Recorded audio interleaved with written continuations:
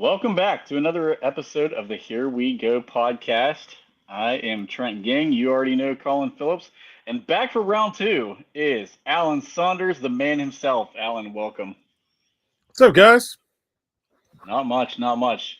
Hey, before we get this thing started, I got to point out to you, Smitty was on here yesterday, and he was very excited that he beat you as the second time, as the first second time guest. I said, well, Alan's coming tomorrow. You got him by one day. I mean, he can have that. That's fine. It is what it is. I'm not mad. He held the sticker up. He held the afternoon drive sticker up in celebration. He told me we need to get him a bust or something. So yeah, I don't know. I don't know what we're gonna do about all that, but he's trying to get some prizes out of this. So, but thank you very much for coming back on. Appreciate it as always. Busy week this week for you, I'm sure. I mean, you've probably got some writer's cramp. The fingers are probably a little tired from typing up all these articles you've been putting out. So I'm going to get some of your reactions on things. And we talked a little bit about the Commanders game with Zach yesterday. I was kind of hoping to pick your brain a little bit about some of the returning players with injuries, because I think there's a lot of like misconception about who's actually coming back this week and who's not. Could you kind of go through some of that of some of the guys that we could expect to see this week? Yeah. You're gonna see Cordell Patterson. You're gonna see Zach Frazier for sure. Those two guys are playing. Nick Herbig, I don't know, too limited in a row. He really wants to play.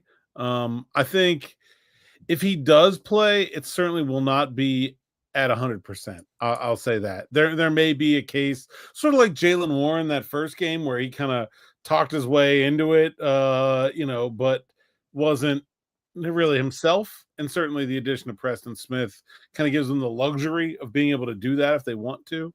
But Nick Herbig also is generally a big special teams contributor, and I'm assuming that Preston Smith is not going to be. So I don't know. I think probably not this week for Herbig. And then the two that I don't have any idea about what's happening is that Tyler Matakevich and Ben Skoranek are certainly healthy enough to play this week, but I don't know if they are going to come back or not. Both guys on the IR, both have opened their practice window, but I don't know if they're going to be. Matakevich either needs to come off IR this Saturday, or he stays there for the rest of the year, or he can be released. Skoranek just opened his window. They have 2 more weeks till they have to decide about him. Have you ever heard an update about anything with Cole Holcomb? Just out of curiosity. He's working. I see him. I haven't, see his truck in the parking lot every day. I haven't seen like laid eyes on him in a couple days, but he's working. I don't have anything firm about a time frame or anything like that. Yeah, and I saw a lot of people talking, and I think actually, Colin, you might have brought this one up. Corey Trice. Yeah. It sounds like Corey Trice may not play this week. Is that fair to say? Oh, there's no chance Corey Trice is playing this week. Okay. All right. I mean, I think he could be a player that, like, it would not shock me. Like, every day I've kind of walked over the DBs and been like, is Corey Trice here today? No. Okay, maybe tomorrow, like, kind of thing. But, I mean, even if he practiced tomorrow, he's not going to play this week. Right. Okay. So what do you think the timetable would be for Trice? Because personally, like, we were talking on, like, yesterday, I mean, maybe, like, I guess, if we want to get, not necessarily cute, but maybe start sort of switch up kind of what we do on the back end, how much he would contribute to like a cover 1 or a cover 0, whatever it might be. What do you think is the timetable, like, realistically, for the time he'd be back, like, week wise? Like, is it week 12, or like what's kind of the case there? I mean, I don't know. Like, the day he starts practicing, I'd say you're looking at like a week and a half, So if he practices tomorrow, I would say next week is certainly in play. The short week after that complicates things. So, I would kind of say, what's the game after? Is it Cleveland's on Thursday. Cleveland's on a short week. So what's the game after Cleveland? Cincy. I would say that game at the latest.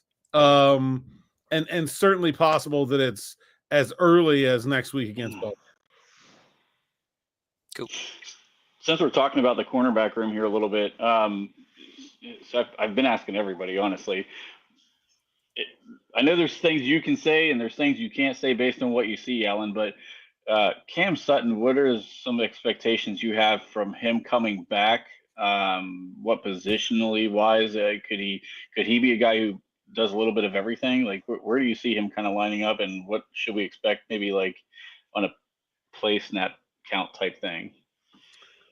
Yeah, I mean, I would assume that they're going to ramp him up play snap wise. You know, he's not gonna. There's in shape, and then there's in NFL game shape. That's two different things. It's hard to have that layoff. He didn't. I mean, he had the preseason, but he wasn't even really playing his position. They were just trying to find him reps wherever they could find him. Yeah, he can play anywhere. He can play slot corner. He can play outside corner. He can play free safety. So, like, there's a ton of things that are available for Cam Sutton. I don't know what it's going to be. I would assume that you're going to see him play some like third down nickel. Like that's to me the one thing that like he's absolutely the best at. Like if they're in nickel on third down, it's not a running situation. Probably not like Beanie's strength, especially if the team has a bigger slot receiver. I think that's like the thing that to me is 100% Cam Sutton's job.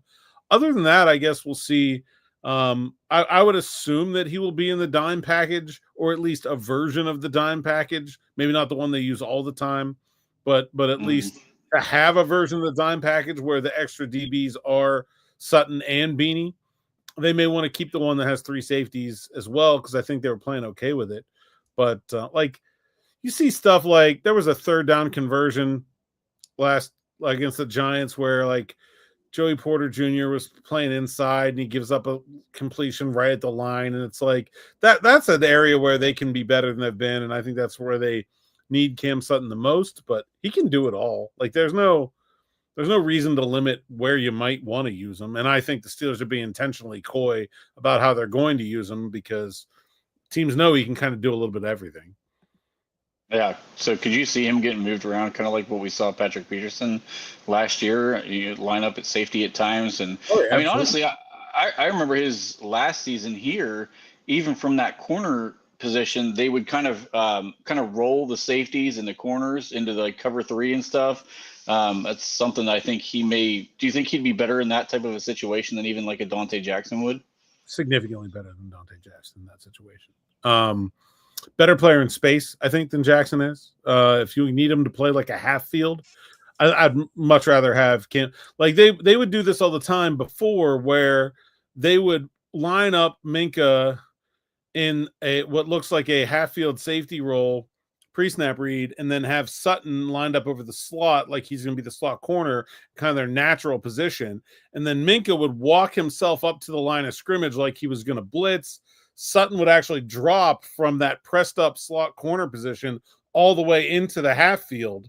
And so they're actually giving the look that they give pre-snap, but it's like, it's cover two. No, it's not. Yes, it is. And then like that's really confusing for other teams. And they were able to do that a lot because he's really fast and he's really good in space, got, smart player. And so he can do some stuff like that I think are pretty unique to his skill set for sure.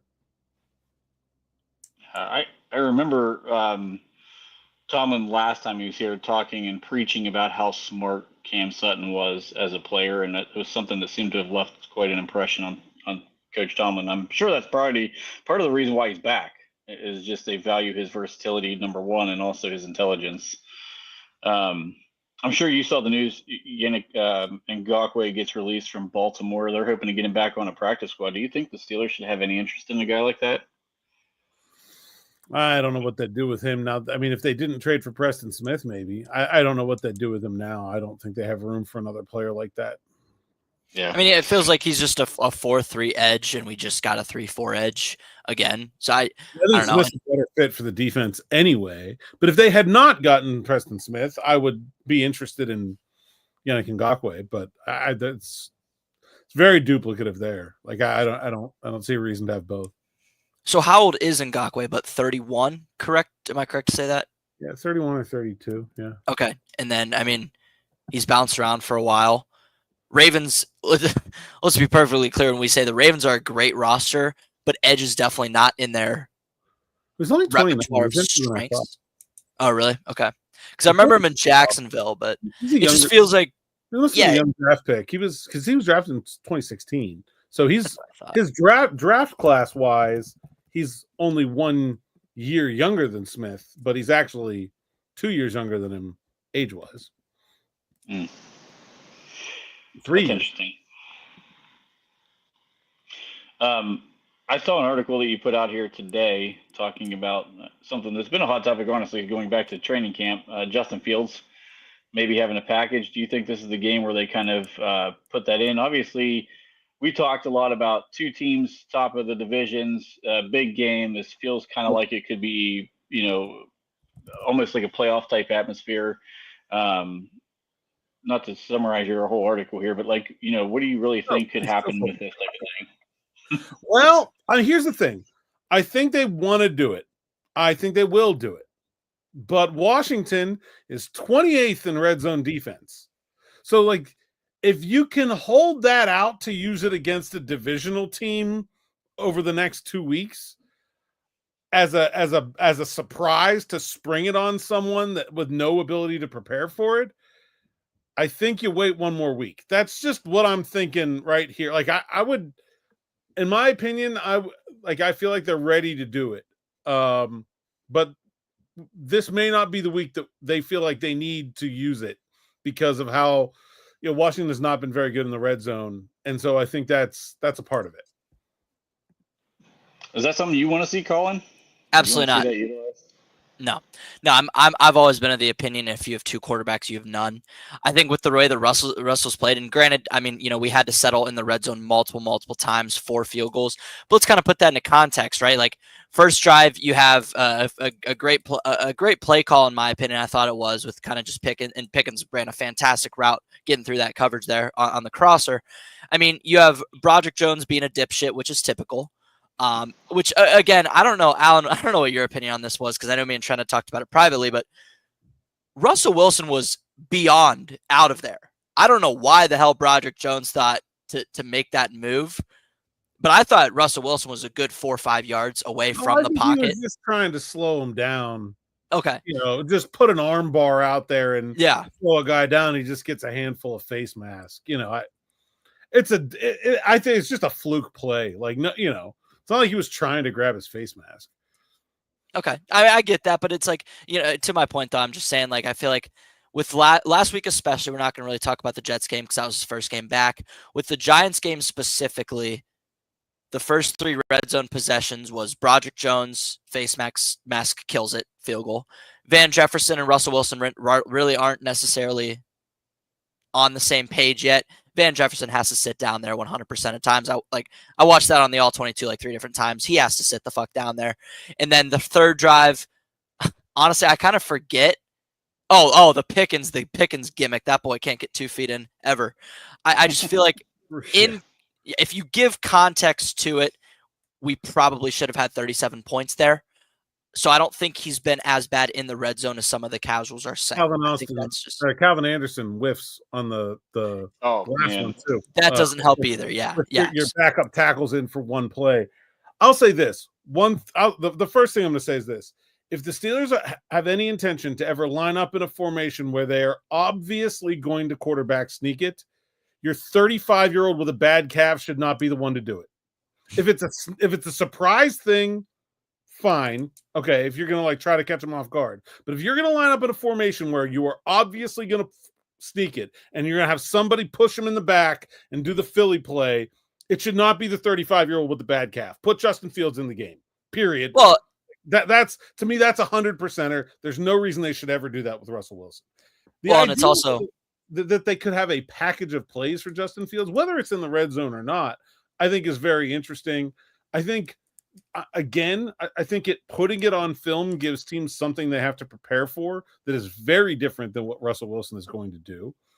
And I think you've seen Justin Fields be so effective in the red zone that it's just very tempting. 5 rushing touchdowns, 6th best completion percentage of any quarterback in the red zone right now, Justin Fields. I think I think he's so good down there, and his legs are so like. How many of those 5 touchdowns were plays where nobody was open, and like Tom Brady wasn't going to throw a touchdown, but Justin Fields found a way to run into the end zone.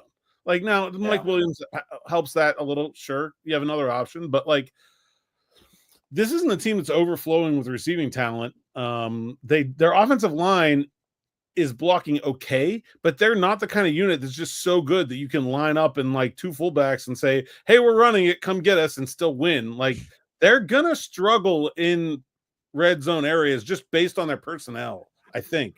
And so I think having something in the works with Justin Fields is probably a good idea. I think I like the idea of using it very like almost like tastefully, like because I don't like moving quarterbacks in and out of the game. Kind of like how I thought the Saints even at times used it a little more than they probably should have. Like, is it a great idea at the middle of the field to take Drew Brees off the field? No. To me, that was stupid because you already know that shot play is gone because Taysom Hill is not throwing the shot play downfield. It's going to be a run or a short pass, and teams can stack the box against that because if Taysom does throw it downfield, it's not going to be complete anyway. He has terrible accuracy. Justin's Fields is a great arm. Like the Steelers can do that, and they don't lose that by making the change like the Saints do. I just think it's going to game flow might dictate this a bit too. If Russ is kind of moving and he's in rhythm and like he's got this offense rolling, do you want to mess with that by pulling him out just to get a short yardage play with Fields? I think over a quarterback sneak, I mean, just give it to a 240-pound running back. Instead of sneaking Wilson. It's a more effective play, though. Like that's why everyone does it. I mean, it's a better play. Well, and you also have the fact that Fields is 6'3" and Russ is 5'10" for the QB sneak. That comes into play as well. Yeah. Now, I'm 100%. Like I think that one's easy. Like there's no reason not to do that. Yes. The other stuff, I think they should have something ready. And if we see more like what we saw against the Giants, and I agree, it was sort of not really on Russ in any way. Yeah, I'd like to see it. And I just think, I think there is an advantage to putting something on tape and saying, hey, we might do this, especially when you get into the division and you're talking about playing teams a second time. I really think there is an advantage to that. Yeah. I mean, have we even seen anybody stop Justin in the zone read yet? No. He might be the best ever at that. Like he's so good at it. Yeah.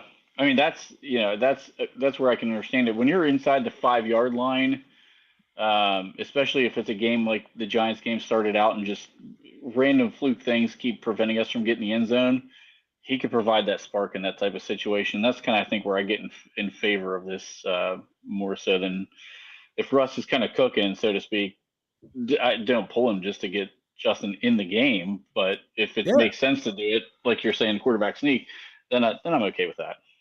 Yeah, like Beanie gets them down to the 1-yard line, and now Justin was hurt, so it was the third quarterback. But like you're getting a quick change, the offense is coming onto the field at the 1-yard line. Yeah, put Justin Fields out there. Why not? But don't like stop your momentum to make a change of quarterback either. Like you got to be smart about it. Yeah, sure. So we had obviously the 2 trades here at the deadline, Alan. We already went over our kind of snap reactions on that. What were your reactions to both of those trades? The Williams trade was a bigger need, but the Smith trade was a better deal. I mean, they had to make a move at wide receiver. Mike Williams is not the same player he used to be, and not the same athlete he used to be, but he is a perfect fit for what they didn't have. He's not like Brandon Ayuk. He's not even like Darius Slayton or Cortland Sutton would have been, just like a clear wide receiver 2 to pair with George Pickens, where these 2 guys are going to get 95% of the reps, and you honestly don't even really need to worry about anybody else in terms of outside receivers. That Van Jefferson's still going to play. In fact, he's probably going to play a lot this week. Calvin Austin's still going to play. But I think it gives them, if you consider that group, their wide receiver 2, 3, 4 now, he has everything that the other 2 guys did not have: size, blocking ability, contested catch ability, and like big playability down the field. Like there's nothing else you could ask for in terms of adding to the skill set of their other wide receivers. And so I think he was a perfect fit. It was probably a slight overpay, But I think it was one they had to make. They just could not continue to ignore the wide receiver position. Preston Smith is the opposite. I didn't think they needed an outside linebacker, but holy cow, what a player for a 7th round pick. I mean, an abundance of riches there. I'll tell you this. I think, Herbig's been banged up. Highsmith's been banged up. It's been soft tissue injuries. You worry about them nagging. Highsmith's already been out twice. He had first injured in training camp, then it came back again. We saw what happened last year in the playoffs when they had to play a game without TJ Watt. This defense does not work without being able to rush the passer. I think it's a smart place to, as Mike called it, stack arms, to just have more than you think you might need. Hot dog boy with his hot dog boy. I love his little phrases there. That's funny. Yeah, I mean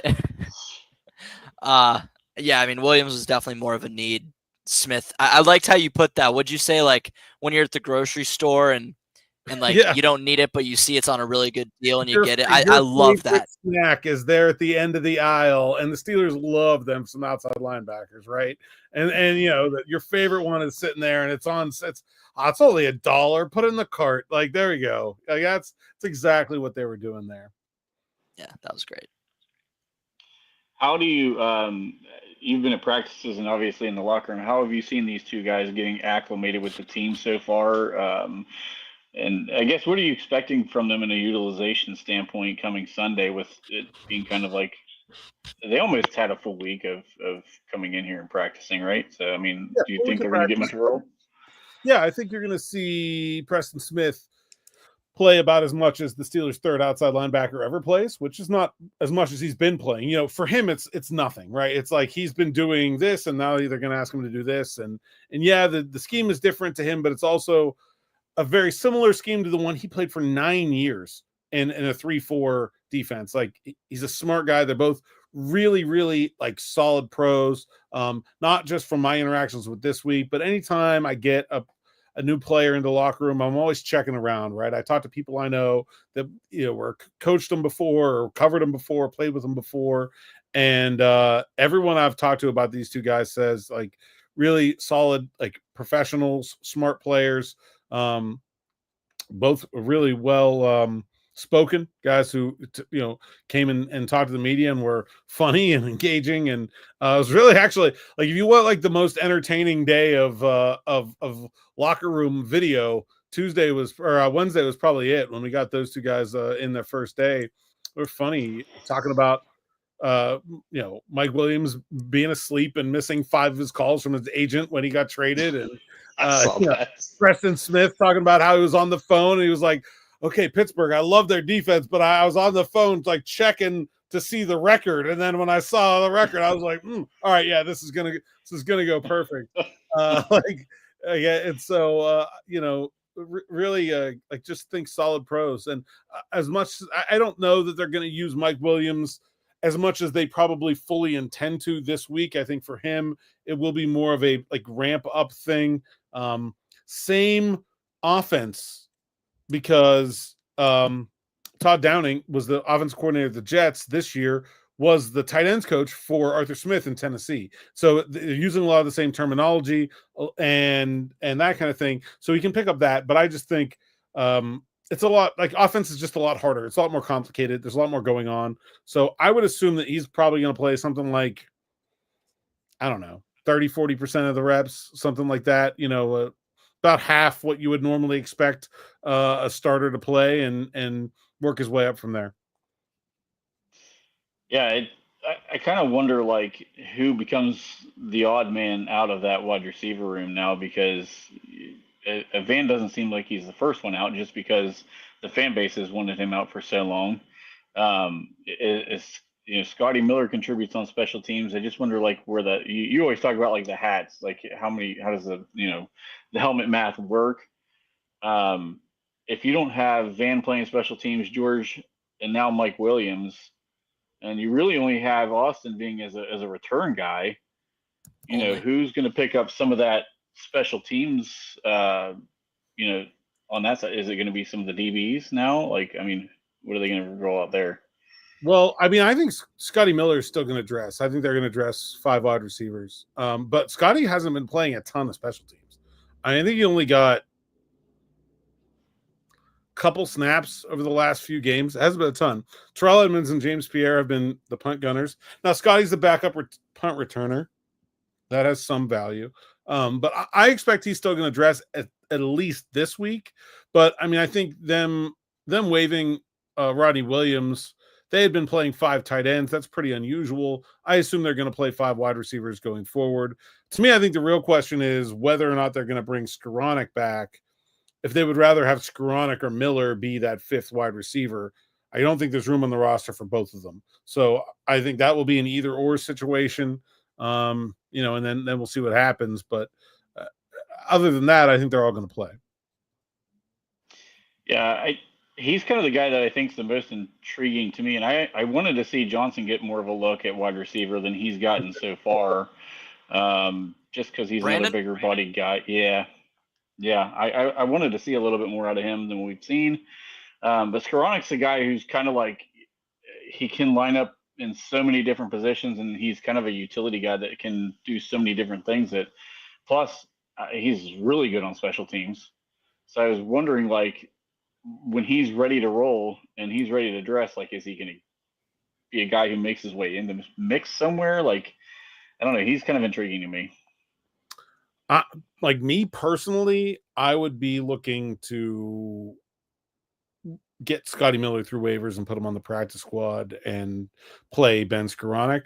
But I think that's a tough decision. I mean, I think Skoranek's a better special teamer. I think he's a better wide receiver. Miller's faster. There's no question about that. But I think, again, when you look at sort of what that group doesn't have, Mike Williams, big, and a good blocker, but a guy you're going to want to mostly play outside. I do think they will use him in the slot, maybe more than people think, just because of how good of a blocker he is. But the other slot options are like Van's a skinny guy, he's not much of a blocker. Calvin's tiny. I think Skoranek being a little bit bigger gives him like utility that Scotty Miller doesn't really have. So I think he's a better special team player, even if he's not a returner. So that's probably what I would do. I'm not really sure what they're going to do. I think it's a tough decision. I can't remember having the Steelers having a bottom of the roster that is this competitive in a really long time, where you're looking at like Dylan Cook got cut, Rodney Williams got cut. Now we're talking about like one of these two guys is getting like, those are those are NFL. Those are legit NFL players that are getting cut from this team in the middle of the season. I don't remember that happening to this level in a long time. The Dylan Cook thing's still baffling to me. We re-signed him to the practice squad, though, right? Yeah. Mm-hmm. I'm with Trent, man. Me and Trent were talking. Me and Trent had a very not too great of things to say about that. I don't know, Alan. I'm actually gonna give you a little question here. So I know they re-signed him to the practice squad. Now, my question for you is, I don't really know how you feel about 77. I know we traded up for him, and it looks terrible if we do something like this.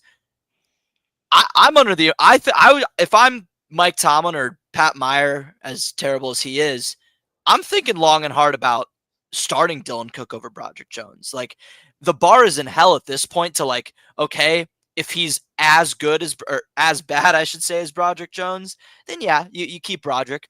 But if he's even just a tiny, tiny bit better, I don't. It's just, to me, it doesn't seem like it can get any worse anyway. So I say I would think long and hard about Dylan Cook. What do you think? No, I don't think you draft a player like Broderick Jones if you're not willing to give him 2 or 3 years as a starter. Like, I don't think if Broderick Jones keeps playing the way he's playing, I would bench him before the end of the 2025 season. Broderick Jones has like top 5% athletic ability for his position. He is one of the biggest, best athletes that is an offensive lineman in the entire NFL. You drafted him with the knowledge that was going to take time. So if you're going to draft a player like that, you got to give him the time. Like, you got to give him the time at his natural position, though, correct? I mean, you don't, respectfully to the Steelers organization, you don't trade up. You don't trade up in natural position, and an offensive lineman is the dumbest thing that anyone has ever said about football. It does not exist. It does not exist. There is no such thing. It is a complete myth. Broderick Jones is a better right tackle than he is a left tackle, has always been, and will always be. So you would have put Marquise Pouncey at right tackle then, natural position. Marquise Pouncey wasn't big enough to play right tackle, but that Well, has I'm nothing just- to do with it. Size determines what offensive line position you can play. Not left, right is. Here's what happens. The best offensive lineman you have, the best big offensive lineman you have is the left tackle. The second best big offensive lineman you have is the right tackle. Then the guards are interchangeable, and the small one is the center. Like, it doesn't matter. Like, every NFL offensive lineman played left tackle at some point in their career because they were the best, biggest offensive lineman on that team, whether it was in Pee Wee or middle school or high school or at Florida, whatever, somewhere, they all played left tackle. And then they just move when, in order to move up and fit in with the next group, they have to move over. Broderick Jones has never been a good enough pass protector to be a left tackle in the NFL, and he probably won't be. He's a right tackle. It's fine. He's happy there. Like, that's such nonsense. I can't, that boggles my mind that people think that's a thing. It's not. So not. if he's that much better of a right tackle than a left tackle, why is he regressed, is my question. I don't think he has. I think I see the same player I saw last year, which was a really good run blocker that is an adventure in pass protection, to say the least, and, you know, not a particularly mature individual at times. And so, like, that's what you get. I mean, I haven't seen growth, which is disappointing, but I don't think he's regret outside of when he was injured, when he was dealing with the elbow injury, he was very clearly worse. I gave him a pass on that. I did. I gave him a pass on that for he sure. was absolutely worse then. But I think since he's gotten the brace off and since he's been back in the starting lineup, I don't think I've seen regression. I think I've just seen the same guy, which is troubling. There's no doubt that is troubling. You want to see growth from a young player, but I think you gotta see it through now. Like, you just have to. I don't see any other way. You can't draft a player like that and then not run it out. Okay. So then one more thing with the tackle. Sorry, Trent. I do one more thing. So we're sitting in a spot with 3 starting caliber off. Well, Broderick Jones is starting caliber, apparently. In the league, we have 3 right now. He's starting talent. Let's say that. So was Jamarcus Russell. But regardless, I mean, we have starting talented tackles, 3 of them in this league right now. Dan Moore Jr., Troy Fautanu. I'm going to name it like best to worst. Moore, Fautanu, drop 6 tiers, Broderick Jones. So if Fautanu, I don't really know his timetable. I mean, from what I've seen from like David Cho, the sports doctor guy, I like his work. He was saying like he realistically probably could come back like week 18, wild card, etc. Say that were to happen this year, he balls out. What exactly do we do with Dan Moore? Because Trent thinks he's earned himself a big contract on another team. Me personally, I think you re-sign him because we've seen no improvements from Broderick Jones. We don't want to end up having a Dylan Cook or a practice squad-esque talent at the other offensive tackle position. So I guess I'd like to hear your thoughts on that. Well, if Fautanu can come back before the end of the regular season or right at the end of the regular season, I might be tempted to play him over Broderick Jones at that point. 1,000,000,000%. Yes, that to me, I think so. But I think long-term, Troy Fautanu is your left tackle. Like, I just think he's a little bit smaller than Broderick Jones, and I understand why they kind of wanted to leave the higher upside athlete there, but I always kind of felt like that was the less realistic way to go about it. Like, Troy Fautanu could have played left tackle all year this year and been fine. Better than Dan Moore, probably. And so, like, I next year, it's Fautanu and Jones. Moore is going to make too much to be like a 1B, I think. Like, somebody's going to pay him to be their starting left tackle. I agree with the thought. They're going to have somebody else. Like, they're going to have to go get a tackle that can be a 1B just in case. But I think Dan Moore is going to get paid too much for him to fit that role going forward. Unless they do want to, I mean, we've seen this front office give up on Kenny Pickett after 2 years. I mean, I didn't think they were going to do that either, but I would be really surprised if they're even close to thinking about giving up on Broderick Jones. Yeah. I think we've addressed this one. I'm going to throw this back up here real quick, and then I have a question back to Broderick Jones here in a second. But so, Hot Rod, we got him back on the practice squad off. He cleared waivers, right? He cleared waivers, but they did not bring him back to the practice squad. They signed Matt Sokol instead. Oh, that's right. Blocking tight end. I don't know if that's because Michael Pruitt missed practice today and like they knew about that knee issue or whatever, if he's actually injured. And because Pruitt's a really good blocker, so is Sokol. They're more similar players than Pruitt and Williams. I don't know if that's what they're going for there. I mean, Hot Rod's an NFL player in my book. I don't know if maybe he has a landing spot in mind, and that's why they just filled the spot, or maybe they just want to get through this week with Pruitt and then they will bring him back. I don't know, but Rodney Williams is a good player. And if somebody ever actually throws him the football in the game, people are going to be surprised how able he is because he's a good football player. Yeah. So since we kind of got down this tangent with Broderick Jones real quick, one of the things that I think I was critical of, and tell me what your thoughts are on this, is he was a guy who already had issues with technique. And then the flip-flopping back and forth,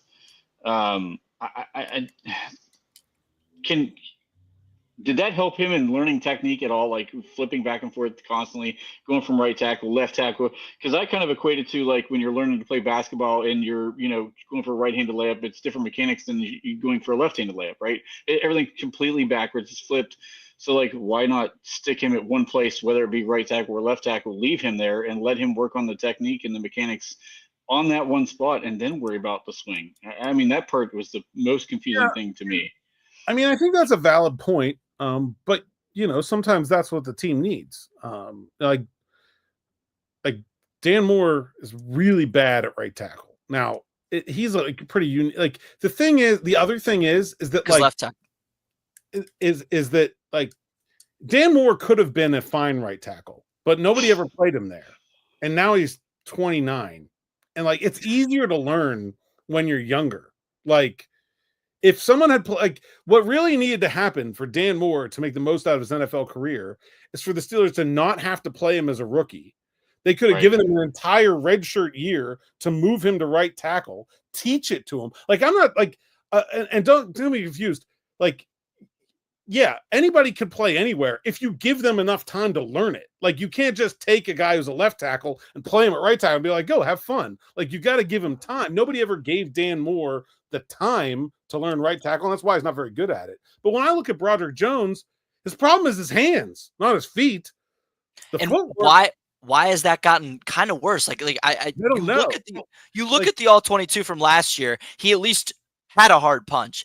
Sometimes a guy will literally bull rush him and he'll kind of go like this. And I'm just like, what in the hell is it? Like, personally, I blame Pat Meyer for like half the issues with the offensive linemen over the years. Well, 80% of it.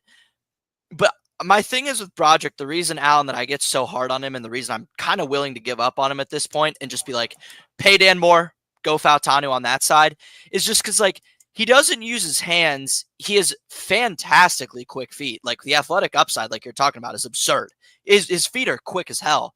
He just doesn't use his hands. And for how strong the guy is, he doesn't use it. He has no leverage. He has terrible hands. The only thing he has is quick feet. It's like an armless lineman. It's like, hey, I'm going to move my feet enough to where you can't get it, can't get next to me.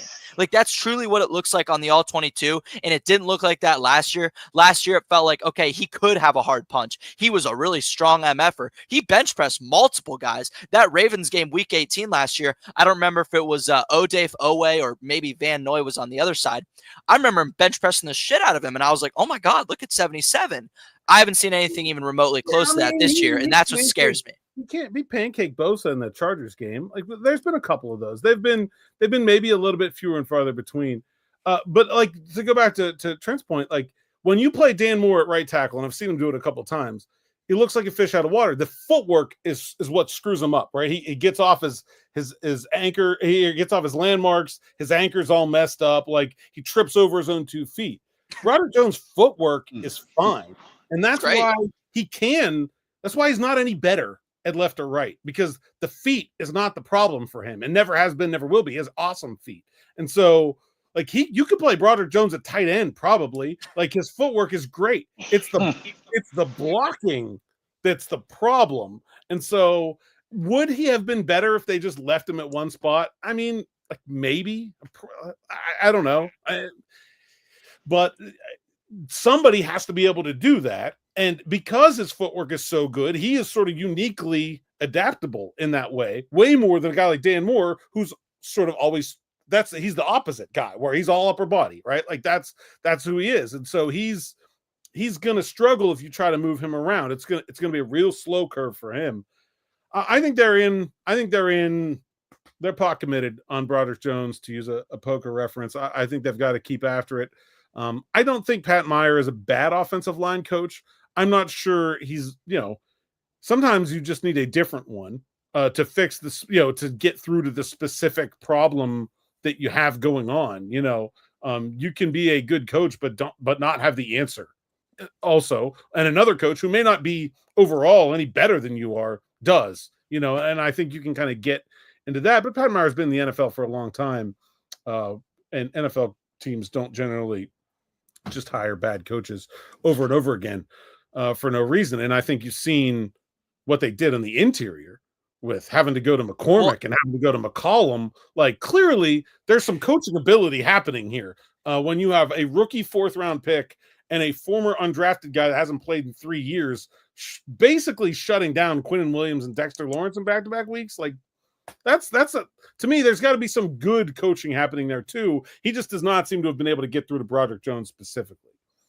I get that. Yeah. And I feel like with the interior, I kind of like how you mentioned that, like Ryan McCollum, it's kind of an interesting thing to me because he's actually a pretty decent pass blocker. Like, subtract Dexter Lawrence because he's like probably defensive player of the year right now if he was an edge rusher. Mason McCormick, I really do think that he was a 4th round pick due to like identity politics, if that makes sense. Like, he was only in the FCS. He's, a little old, kind of a little interesting frame for a guard. Like, if that makes sense, like that's personally why I think he was a 4th round pick. You say that guy goes to Louisiana State, Washington State, he's probably in a 2nd round pick. I think that was more of identity politics. So it doesn't shock me that he's been pretty solid. It's just my very biggest thing, Alan, is like, it's a fairly tackle friendly scheme for the most part.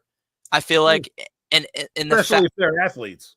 Exactly. That's what I'm saying. Like it's a very tackle friendly. Better offense for Broderick Jones. Like you're not going to change. You're not exactly. The team's holding him back. Right. And my friend Shane and I talked about that. Like, this is the perfect offense for a player like that. And the fact that nobody's gotten through to him yet, and frankly, nobody got through to Dan Moore till year 4 in the league, is really, really, really frightening to me. And that's why I say ship him out while there's still like draft value. I know that's way too, like, saying ship him out is crazy, but it's like, dude, we're in a tackle friendly scheme. A player like that, this is actually very friendly to a player like that. And he hasn't gotten through to himself. Nobody's gotten through to him. And it took Dan Moore 4 damn years. I think it's either time for an O-line coach change or it's a time to clean house at the tackle position. That's just me. One of the two's got to happen.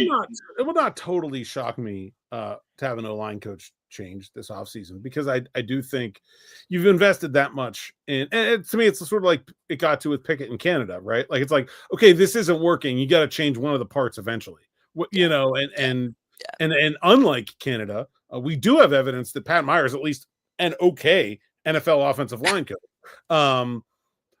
But I still think, I don't think that's a crazy thought. But I would hesitate to like blame Pat Meyer for things that are happening in, like, Dan Moore just is not very good. It was not coaching. Like, there was not talent there. Like, that's just what happens when you take an average talent player and you give him literally all the chances in the world to figure it out. Like, like most teams are never going to do that. That's why you don't see careers like this.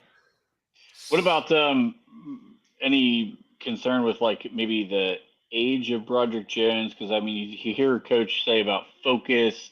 Is there maturity issues maybe where he's not quite putting in the work that maybe he should be putting in, and that could be a reason why he's not progressing the way that we think? Because he's the youngest offensive lineman on the team, even though he was not the one in this draft. He is the youngest offensive lineman, younger than all the rookies. He's drafted at 20, like 21, 20 and a half or something. 21, I think he was. I think it's hard to say maturity. I think it's experience that he lacks more than it is maturity. Like, not only was he young, he barely played in college. Like Mason McCormick has had more snaps in 2 years of college than Broderick Jones has had since high school. Like, that's a huge difference. Like, Right. it's really hard to like overcome that quickly. I mean, I think it can be done, and I think he can like. That's not an excuse, but I think it makes it gives reason for there to still be hope that this is going to work. Let me say that. I don't think it's an excuse. Yeah. I think the player could certainly be better. The coaching could certainly be getting through to a better level. But I think it's important context for talking about the decision to say, how long do we want to keep doing this? I think that definitely matters. I personally felt like you have to give 3 years for a guy that's developmental. You're not going to fix it in a year, and a lot of guys you don't even fix it in 2. I mean, we're looking at people who still, and I was one of them holding on hope with Justin Fields, and he's in year 4 pushing, like look at how much better Calvin Austin's been this year. I mean, I think you can certainly develop, especially as a young, inexperienced college player, into year 3 and even 4. And the great thing about offensive linemen is they play for a long time. So if it takes 3 years to get Broderick Jones good, and then you can have him for another 9, like no one will remember those first 2. Like that's kind of the idea. Yep. Changing gears away from Broderick Jones a little bit. I feel like you could go on all day about that one. Oh man. Did the trades signal to you the team's kind of all in? Did we do enough to kind of keep pace with the Ravens? Because I think the Ravens right now, it may not be a stretch to say they may be the team to beat in the AFC right now. Oh, they are. They so are. Yeah, the Ravens are just rolling. Oh, they so are the team to beat. Is the team with Patrick Mahomes, and nothing else matters. Well, Lamar Jackson's playing absurd football. Patrick Mahomes has shown no evidence of him being the player to beat right now. Because he doesn't have to. That's fair. That's fair. The Chiefs are going to start to play on December 15th. Like, you can't go full bore all the way through 20 games, like multiple years back to back to back to back. It's not possible. The only way teams like that do it is by you're gonna have to have a year in there where you go 9-7 or 9-8 or 10-7 and then you turn on the playoffs. Like look at any long-lived NFL dynasty. There's usually at least one season like that, right? And I'm not saying the Chiefs are going to win again this year, but they're not even trying that hard or not even playing that well, and they're still undefeated. No team in football feels good about going to Arrowhead in December. None, not the Ravens, not the Bills, nobody. And it sure looks like that's where you're going to have to go to get through the AFC. But I do think the Ravens are the class of the division. I think the Ravens might be the second best team in the NFL, honestly. But they also, in many ways, do not look like the Ravens versus everybody else is a very different team than the Ravens versus the Steelers. And the parts of the Ravens that are struggling right now in their defense are the parts that have given the Steelers the biggest fits in the past. Like, if anything, the Steelers should look at these Ravens and say, you've been better before. And so I don't know. I think they're going to win a lot of games, and I think it'll be, Pittsburgh and Baltimore and some combination at the end in the AFC North. But since he's not going to go away either, they have too much talent. Doesn't look like it right here, man. They ain't going away. But I think there's I think the Ravens have enough. Like, just Lamar himself is enough to sort of will them through a lot of those games that teams like the Steelers, like, if you have a bad day, you can lose to the Colts. Like that can happen, and it's not going to happen when you have a player like Lamar very often. Well, they did lose to the Raiders, so it definitely still can happen. But it gives you a lot more insurance, I think. Yeah, they're not the same team. They've almost kind of done an identity flip where they're more of an offensive team now than they were a defensive team, and they were such a staple on defense for such a long time. It's kind of odd to watch. The other 3 defenses in the AFC North all stink. It's bizarre. I've never seen anything like it. Yep. And they were all good last year, and they all mostly have all the same guys. It doesn't really make any sense. Yeah. It's interesting. Colin and I were like more down on the Bengals than I felt like a lot of people were, because that defense is just so bad to me that they're put up a lot of points and yet they're still losing because they're giving up more points than they're putting up, and it's just strange to me. So I don't know. The AFC North is still pretty wide open right now, I think. So let me transition to this here with you. I don't know if you're going to be a big fan of this part of, but too early to call kind of contracts. Are there any players on this team with expiring contracts that you might think the team would be interested in picking up next year and re-signing? Yeah. Dante Jackson. I don't know what more the Steelers could want. They're not a good cornerback drafting team anyway. He fits perfectly next to Joey Porter Jr. He's not that old. He's playing great. I don't know how, like, what he wants, you got to do the dance, but like, what a fit he's been. Landon Roberts, I really like Peyton Wilson as a player and as a prospect, but they do not have another Landon Roberts there. They have another Patrick Queen there. They need a hammer in that inside linebacker group, and certainly you could find another one, and E-Rob's getting up there, but I would be very interested in having him back. Those are the two that really jump out to me. I mean, obviously you got to do something at quarterback. I don't know. I would say it's probably too soon to have a strong opinion about what happens at quarterback. I would assume that one of them is coming back, but I mean, we've seen Russ for 2 games. I don't know. I don't know that I'm willing to commit like contract talk at this point, but I think those are the 2 big ones that I see that I'm just like, yeah, absolutely. You got to bring those guys back. So do you see us drafting a quarterback high next year? I know it's a little early, but with the, I feel like we do this gimmick as Steelers fans every year. There's always like a gimmick of, oh no, this next class is terrible. Oh no, but this next class is terrible. Oh no, but this next class is terrible. It's like a little gimmick that we always tend to do as stupid fans. I mean, the Caleb Williams class, everyone was like, oh, Caleb Williams the only player in that class. Well, Jaden Daniels. How's that working out?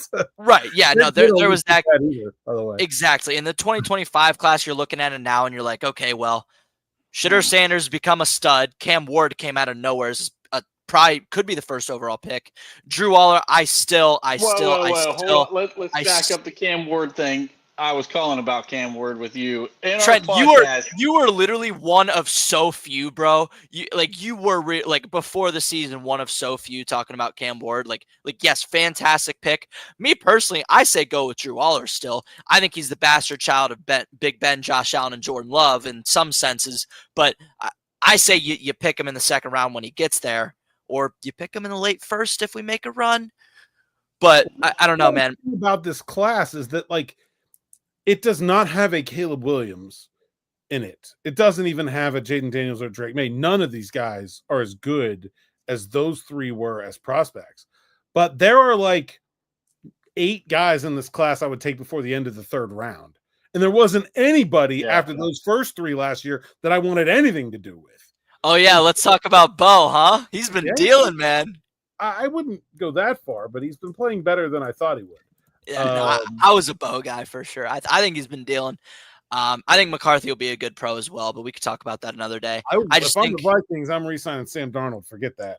Well, you have to because he's coming off an Achilles, but yeah, you have to. You have to. They're playing too well, right?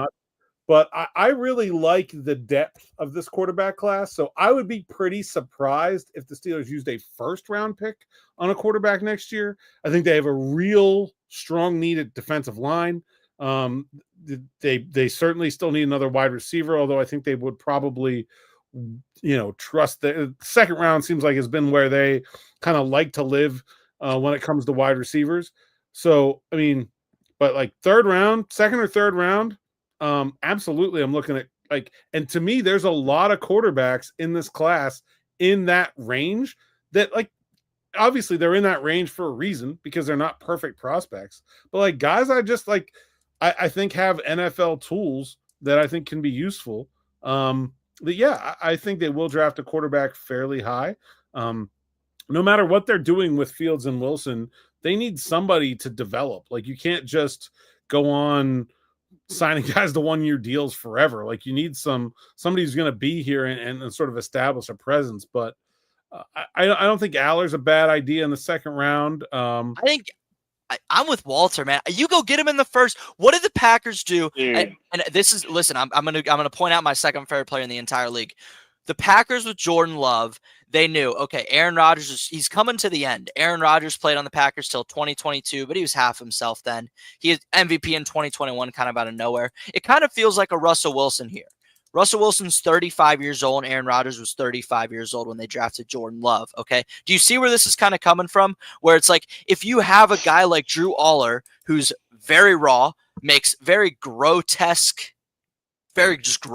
plays and interceptions, guys like that who are still young, who's like the bastard child of Josh Allen and Big Ben, an absolute freak frame, freak speed for a big quarterback, and freak arm. Like, yeah, you go get a guy like that, 26th overall, you have him sit behind Russ for 2 years, and bang, you're looking at a top 5 quarterback in the league. I think Jordan Love is still in the MVP conversation, and it's his second year starting in the league because he sat behind a high caliber quarterback. I think that's what, like, teams should literally look at what the Packers do with Favre, Rodgers, Jay Love, and say, okay, this is what we need to do. If I'm the Steelers, I'm going woke. I'm going woke or you go broke. I'm going Drew Aller at 25th overall, and I'm having him sit behind Russ for 2 years. I agree with everything you said. I just don't think Drew Aller is going to go before like 40, probably.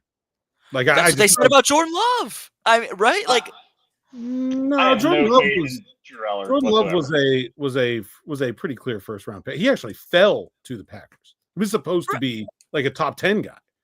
Because I was looking at his combine profile, and they were saying like average league starter.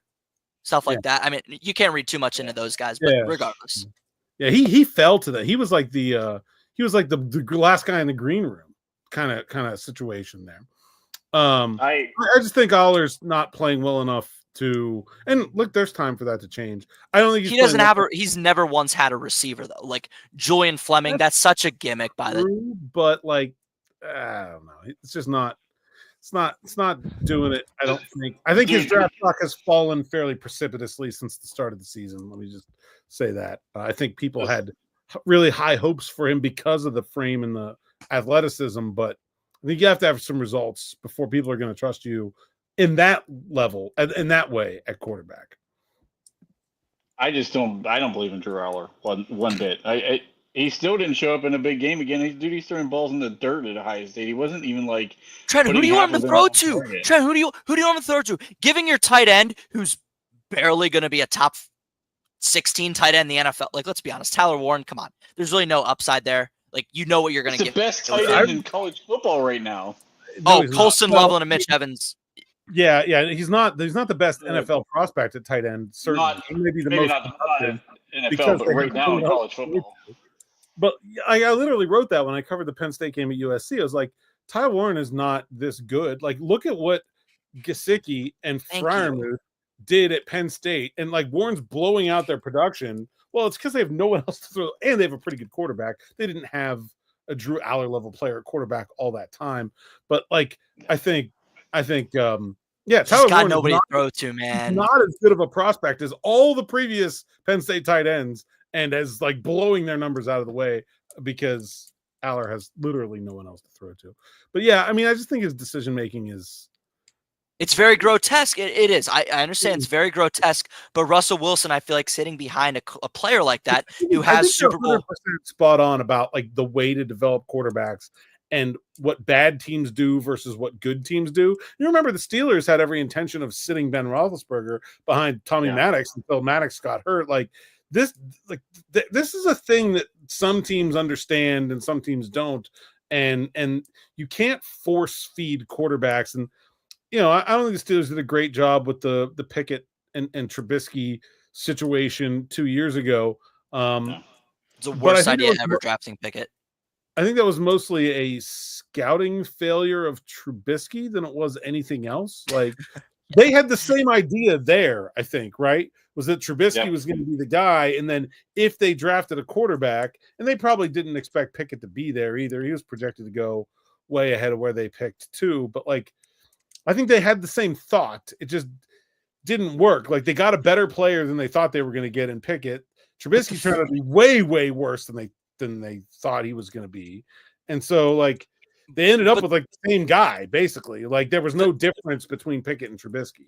But the fear was that, or my problem was like, okay, I understand the mindset. Now they failed bigly on Trubisky, which I could have told you. I was like, what, 18 at the time? I could have told you like, that's a terrible thing to do. I hope this guy gets fired, which thank God Kevin Colbert left. But nonetheless, I mean, I thought that was terrible. And because Kenny Pickett, he was 24 when he got drafted. If he was 21, I understand the mindset. Drew Aller, by the way, is like less than a month older than me, so he's not even 21 yet.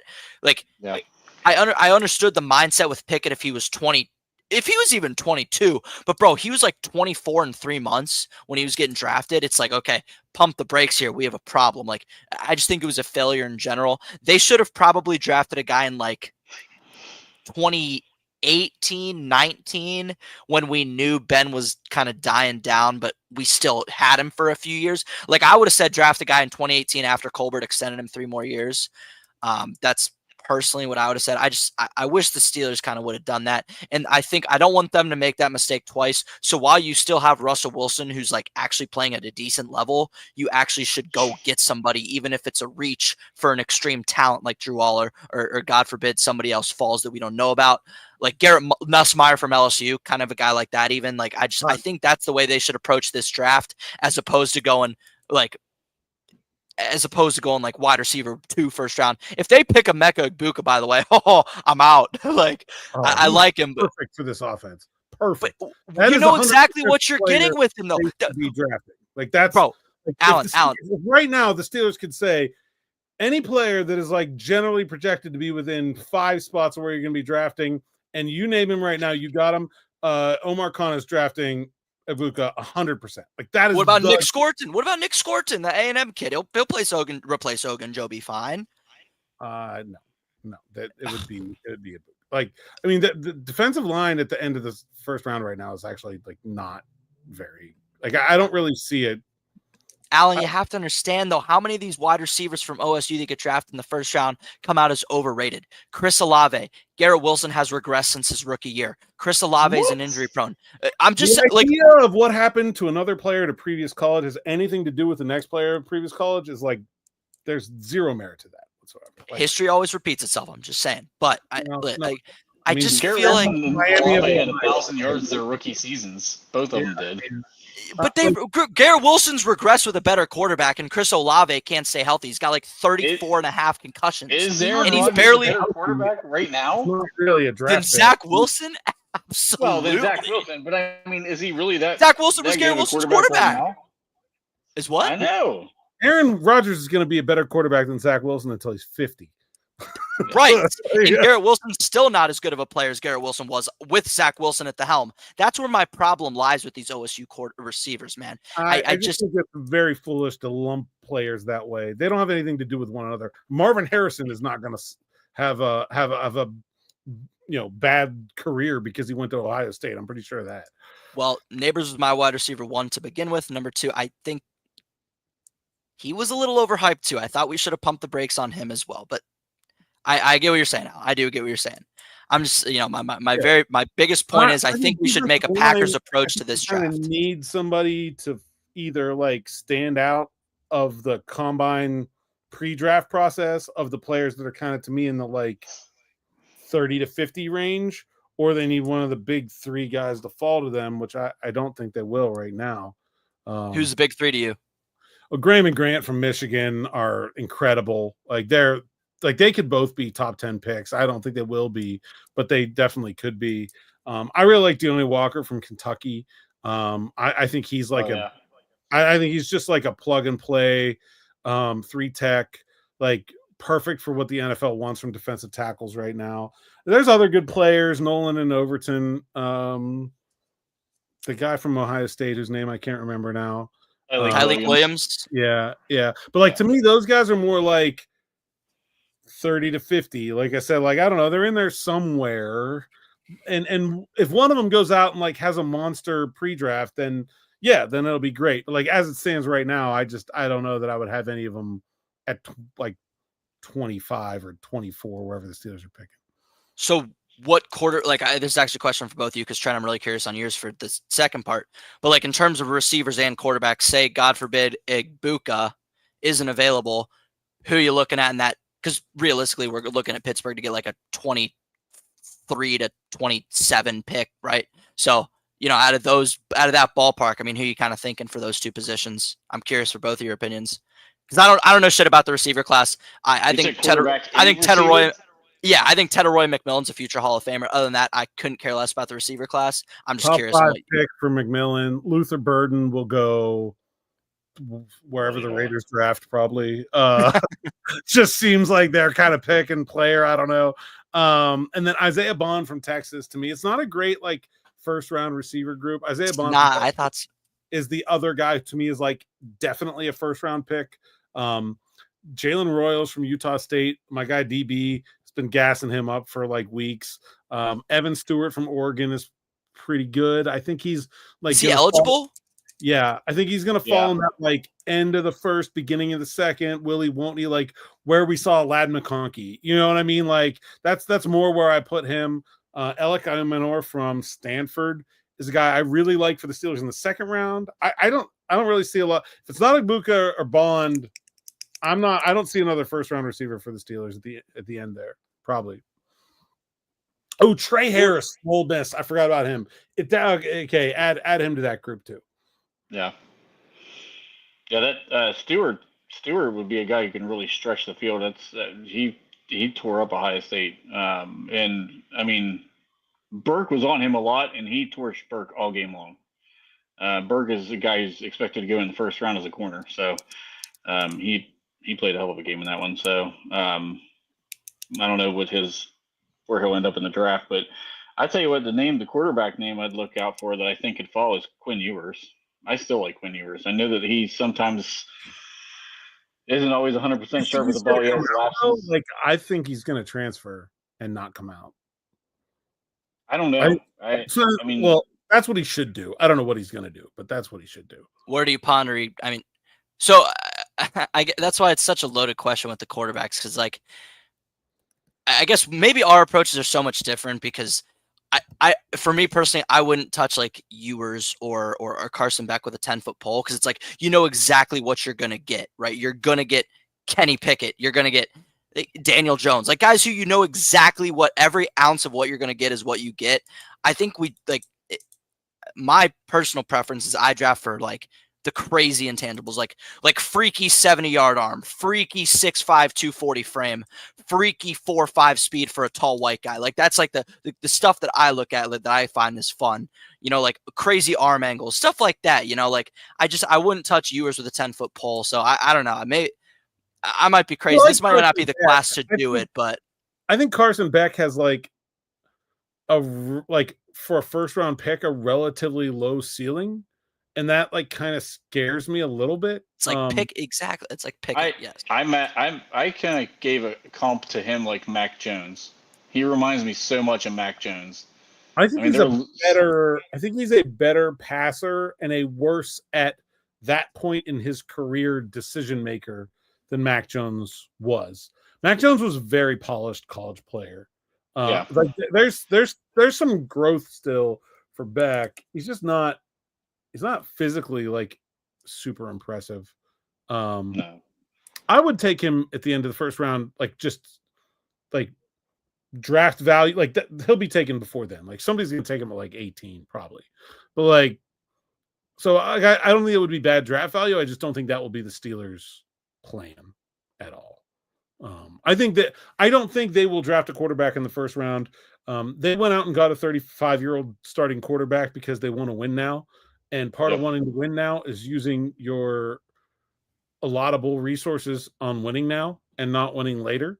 And so I would think that they're going to use their first round pick on a player they think can contribute right away.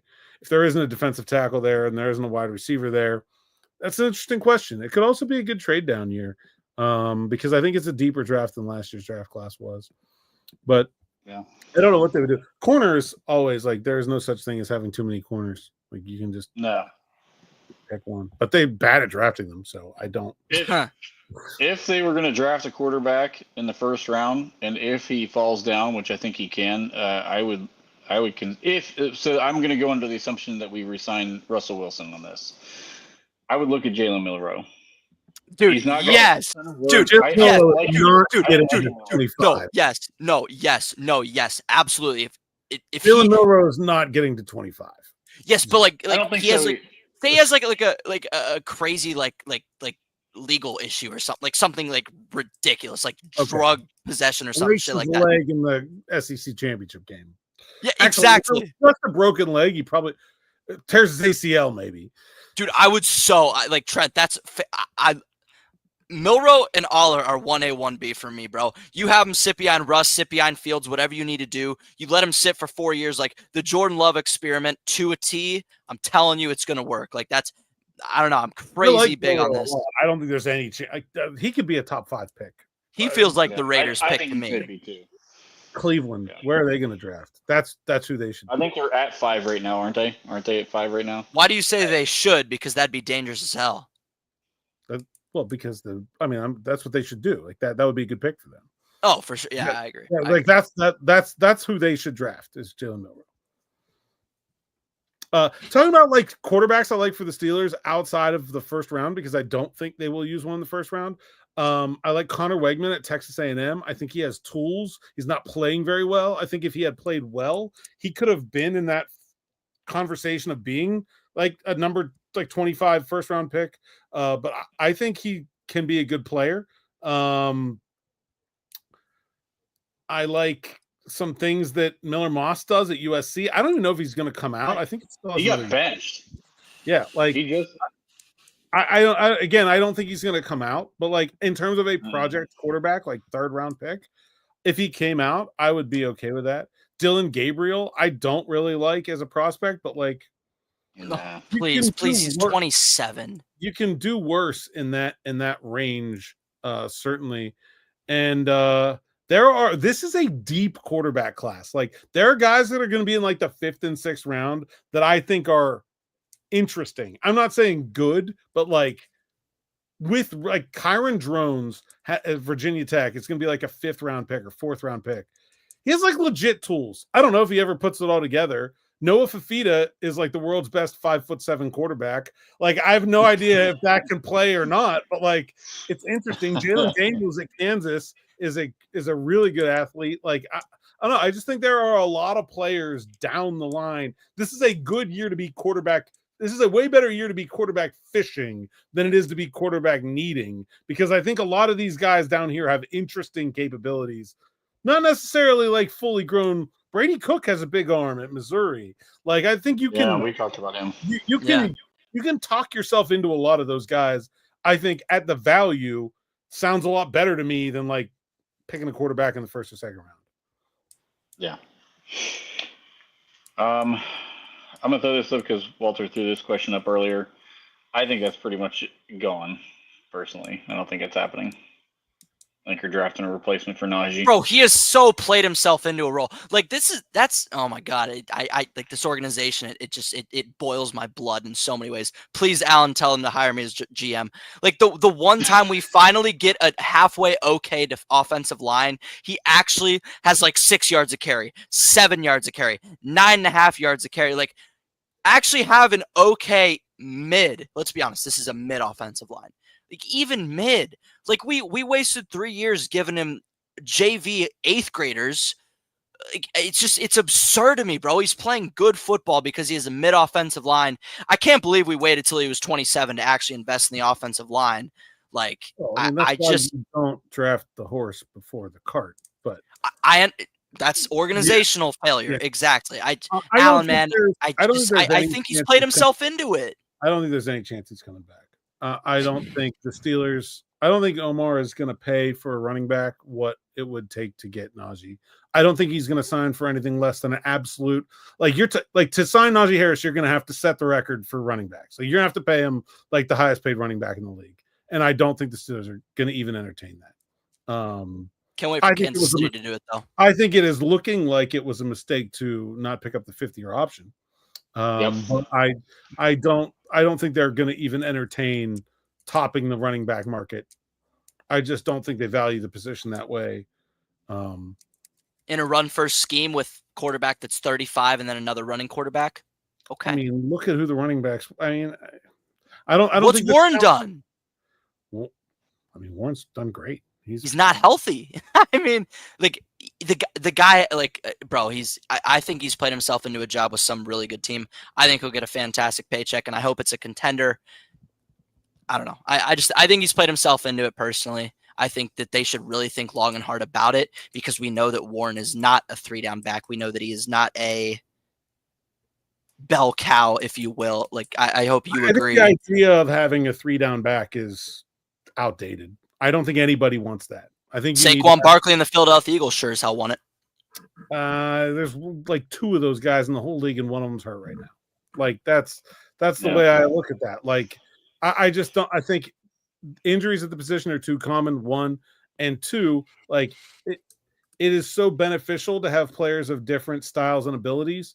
Like the number of guys that can do all of the parts of the job of running back that a Christian McCaffrey can do are basically 0. Right. So your choices of once you've admitted that are okay, either we're going to have a guy who just cannot do the whole job, or we should have 2 that can add together to be able to do the whole job. And that's just better. And so I think that's a part of it. They'll have money. They'll have high draft. I mean, they could, they've been really talking about, I mean, I think they've been really pretty heavily scouting running backs. If you want to talk about that, I would not surprised at all if they used not a 1st-round pick, but a fairly high pick. Yeah. That's what I was gonna say. A really good player. And Genty reeks of Dallas Cowboys at 12 overall, but I think Genty's a Cowboy. He's a freaking freak. That guy's best running back prospect I've seen in years. I don't even know who to compare him to. Seriously, like you're talking Adrian Peterson type player. I think better prospect than Saquon was when he came out right now. Yeah. Like, and I really like Saquon Barkley a lot. Wow. And always have, but he's insane. Barkley may be a better receiver, but like just as a runner of the football, dude's nuts. It's fun to watch. I don't know where he's going to get drafted. It will certainly be an interesting conversation this offseason about the running back value conundrum. But I think I don't know. He's awesome. But I do like some of the other guys in this class. I like Ollie Gordon from Oklahoma State. I like the guy from Carolina, whose name I'm blanking on. Both Ohio State running backs. Marion Hampton? Yeah.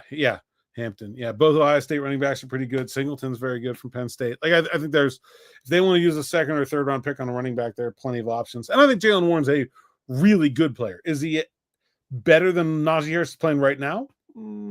Probably not. But I think he's certainly a guy that you can go into a season with as your starting running back. Like, look, the Panthers just gave all this money to Chuba Hubbard, and I think I would rather have Jaylen Warren than Chuba Hubbard. So, like, I think he's a starting caliber running back in the NFL. I think that Chuba Hubbard deal is what if they had any thought of re-signing Najee, that deal just shot that right out the window. Because that's why we should have $8.5 million a year. Then you got to assume Najee's probably going to be pushing for a minimum at 10. Najee's gonna end the year at four starting years, 1,300 fucking touches of the football, not missing a single snap, and we're gonna find a way to let him go to another team. I find it absurdity. Yep. We better not let that third round running back get hurt, because you'll hear from my ass, and I'll be saying some nasty shit. Because I'm telling you, 1,300 carries of 4 years, not even missing a snap, is absurdity. It's unheard of. You give him a good offensive line, he's got 7.2 yards per carry in the last 3 games. But that's just me personally. I don't know, Trent. What do you think, buddy? I don't know, man. I think they're insane. I was shocked they didn't pick up the 5th-year option. We talked at nauseum over that, and that was crazy to me. I don't understand why. It was reasonable too. I thought the money was reasonable on the 5th-year option. I don't know, but we're like way over time here. So Good conversations though. I enjoyed it. We should do more of these, like full on, like league wide instead of just like microcosms of the Steelers. I like this kind of stuff. But. Yeah, yeah, it's good stuff. So, all right, guys. Alan, thank you again for coming on. Of course, yes. Read the articles. You put out some good stuff. I really enjoy the stuff that you put out there. Colin, as always, thank you for coming on and bringing the energy. Oh yeah, I'll be listening to you. Are you on? Are you with Carter tonight, or was that today? No, we didn't get to do the show with Carter this week. So normally I do the grade show, and then I didn't. That's Wednesdays, right? Usually like we record Monday for Tuesday, but so there wasn't one the Monday because it was Monday Night Football, so I didn't get to do that week, and then there was no game this week, so there were no grades. So I'll be back with Carter Tuesday. Monday we'll record Monday for Tuesday next week, and then Steelers afternoon drive every day, morning rush every day, post game. I don't even know who it's me and Smitty post game this week. There you go. Trent, are we gonna ask him the prediction? Um, I don't know if we did this last time. So, do you have a prediction for the game against the Commanders? I have not given my prediction yet. So I have not put any thought into this, which is generally not the way to go about this process. I think that the Commanders will be able to move the ball on the Steelers, but I think shocker, Jaden Daniels will potentially have as many turnovers in this game as he has in the entire rest of his career combined. How about that? I think you're looking at like a 400 yards but 3 turnovers kind of game, and I think the Steelers will win a moderately high-scoring game for them. I'll go Steelers win 30-27. Better be right. I like that. Love it. I like that. I don't think this Washington defense is very good. I just don't think they've played from behind at all. They're their third fewest minutes trailing of any team. So I think the defense has been propped up by that, and that's not going to happen in this game. Their strong safety, Jeremy Chin, I know you guys are going to hate this. He is the only player on that defense with a run defense grade over 65 via PFF. Over 65. The Steelers have 7 starters over 65. And he doesn't even always play in the box. Exactly. He's he literally splits snaps with the other safety, the other strong safety. I forget his name. It won't come to me. But yeah, they're absurdly bad in the run. I will say the one thing that does freak me out with Washington, because I did all my PFF research last night, their offensive line has absurd pass blocking grades, like upper echelon type shit.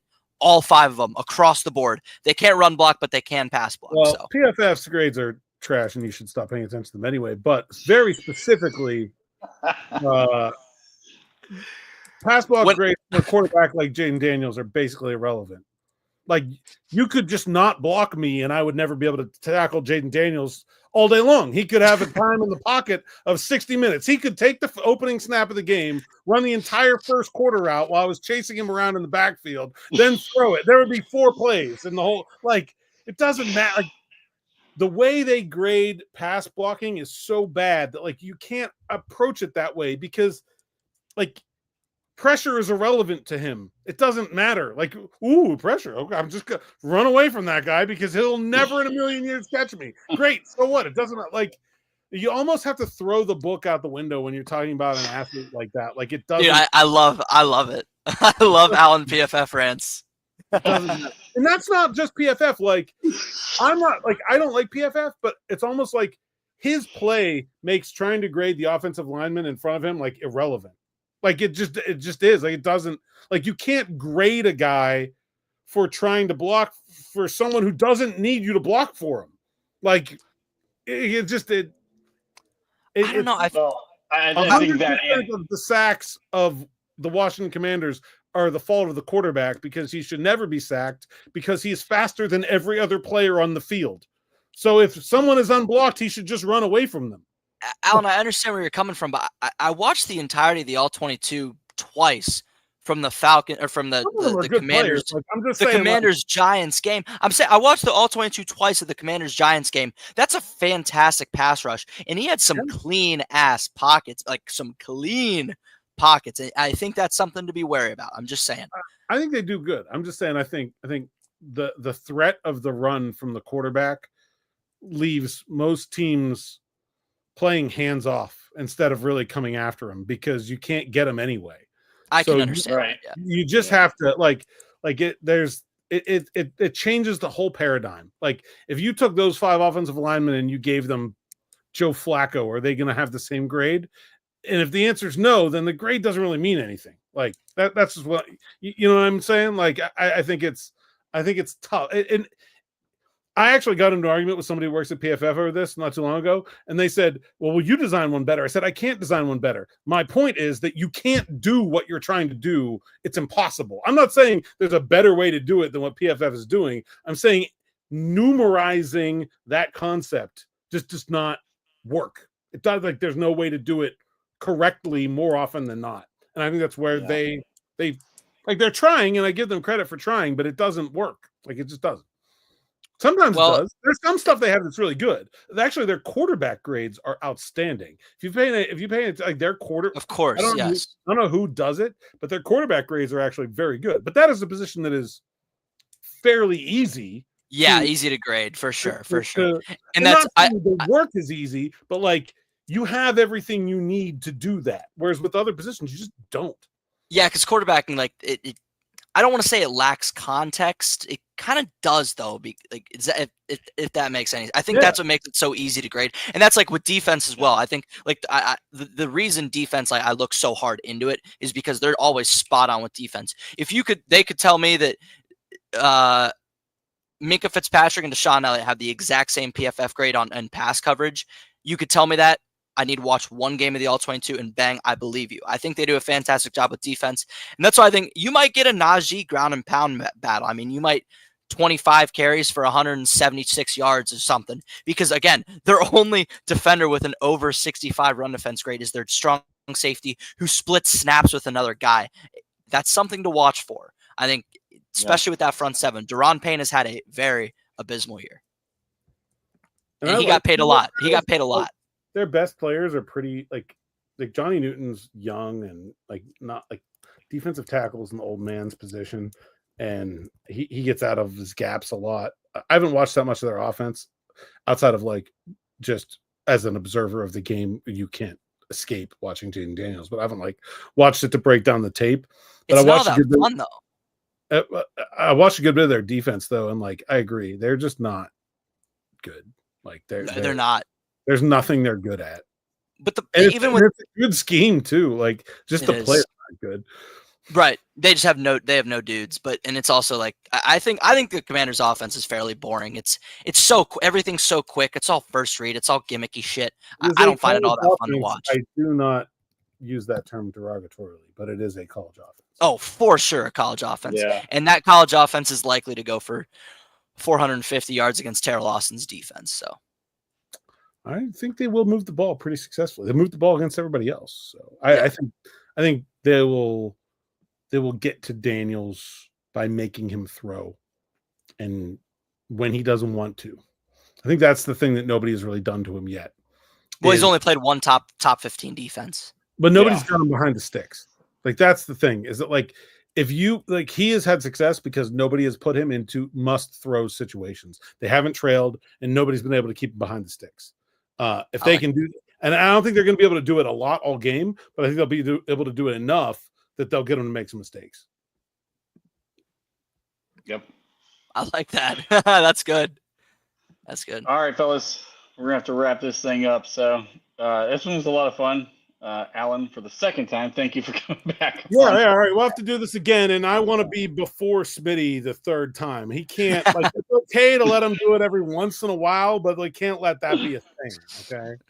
I have DB on next, though, because then, you got to bring everybody along together. Yes. DB was on Sunday with me. We picked his brain on some film work, so it was a good time. So thanks again for coming on. Colin, thanks for always being here. Appreciate you, buddy. Hey, man. Appreciate you, Trent. All right, guys. All Have right, a we'll see you. wonderful evening.